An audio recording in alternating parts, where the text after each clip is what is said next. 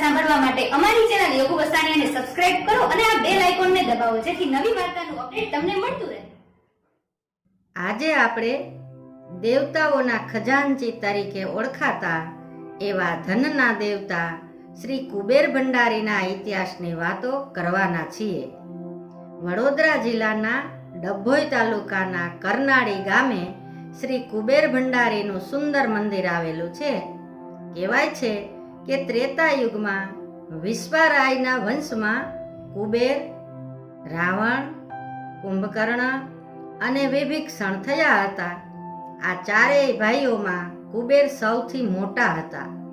રીત રિવાજ પ્રમાણે એને લંકાની ગાદી સોંપવામાં આવી હતી, પણ રાવણથી આ વાત સહન ન થઈ અને એને દેવોના દેવ મહાદેવનું કઠોર તપ આદર્યું.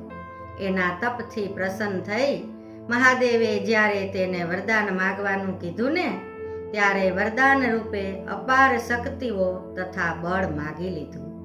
આ શક્તિઓથી રાવણે કુબેરને લંકામાંથી કાઢી મૂક્યા અને લંકાનું રાજ તથા પુષ્પક વિમાન પોતે પચાવી પાડ્યું. હવે પોતાનું ગયેલું રાજ પાછું મેળવવા માટે કુબેરે નર્મદા નદીના કાંઠે 4 અલગ અલગ જગ્યાએ મહાદેવનું તપ આદર્યું, પણ દરેક જગ્યાએથી રાવણ તેને ભગાડી દેતો અને એના તપમાં વિઘ્ન ઉત્પન્ન કરતો. છેવટે કંટાળી અને કુબેરે નારદજીની સલાહ લેવાનું વિચાર્યું. ત્યારે નારદ મુનિએ કુબેરને કર્ણવ ઋષિએ નર્મદા કાંઠે વસાવેલી નગરી, જે હાલ કરનાળી તરીકે ઓળખાય છે, ત્યાં મા મહાકાળીની આરાધના કરવાની સલાહ આપી.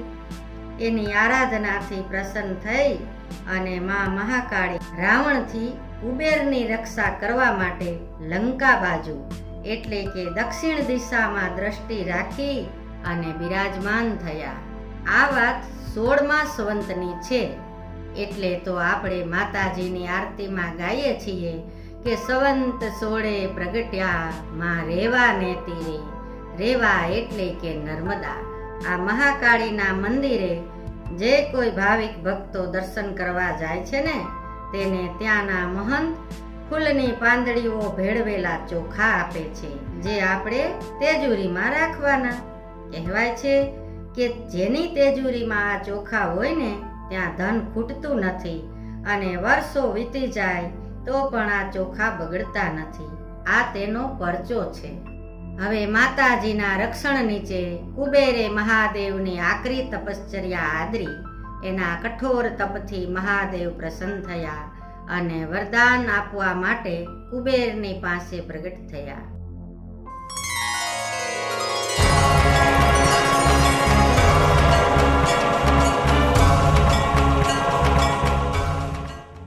પણ ભોળાનાથનું સ્વરૂપ જોઈ કુબેર અવાક થઈ ગયા અને કશું જ માગી ન શક્યા. પરંતુ ભગવાન તો અંતર્યામી હોય છે. ભોળાનાથે કુબેરના મનની વાત જાણી લીધી અને તેને કીધું કે તું મારો ભક્ત છે, તેમ રાવણ પણ મારો ભક્ત છે. તેથી તેની પાસેથી લંકાનું રાજ લઈ અને તને નહીં આપું, પણ લંકાના રાજથી પણ અધિક માન સન્માન તને આપું છું. આટલું કહી મહાદેવે તમામ દેવતાઓને ત્યાં બોલાવ્યા અને યાજ્ઞા કરી કે સહુ પોતપોતાની પાસેનું ધન કુબેરની પાસે જમા કરાવે.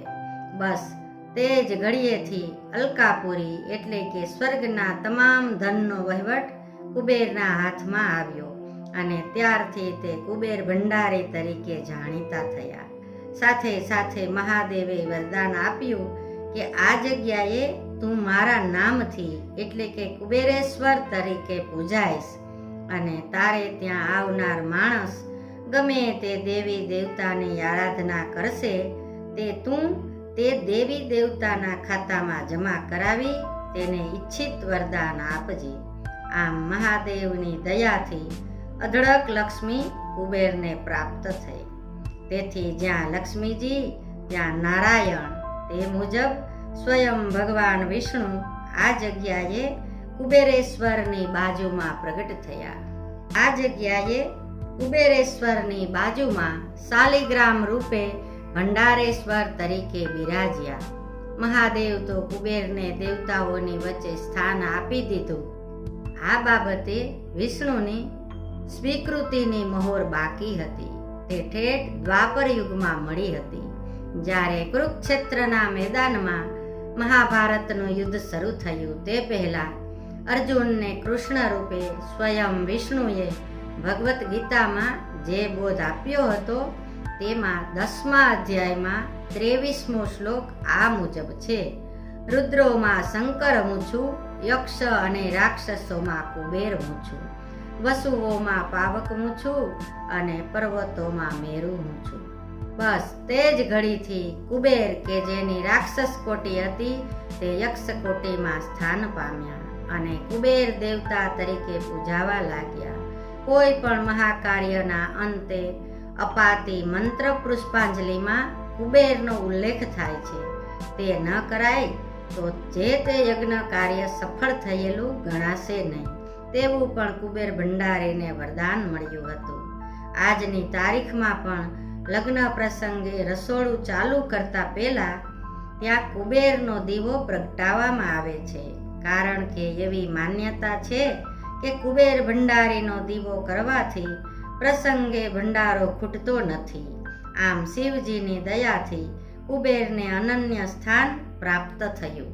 કુબેર ભંડારીનું મંદિર આખી દુનિયામાં એક સ્થળે એટલે કે એક જ જગ્યાએ કરનાળી ગામે આવેલું છે. હિન્દુ ધર્મના 16 સંસ્કારો પૈકીના 4 સંસ્કાર નામકરણ, ચોલકર્મ, સીમંત સંસ્કાર અને જનોઈ એટલે કે ઉપનયન સંસ્કાર અહીં થાય છે. નિસંતાન દંપતીને અહીં સંતાન પ્રાપ્તિની સોપારી પણ અપાય છે. કુબેર ભંડારીનું ખજાનચી તરીકેનું ખરું રૂપ દિવાળીના 4 દિવસ વાઘ બારસ, તેરસ, કાળી ચૌદસ અને દિવાળી એ ત્યારે જોવા મળે છે.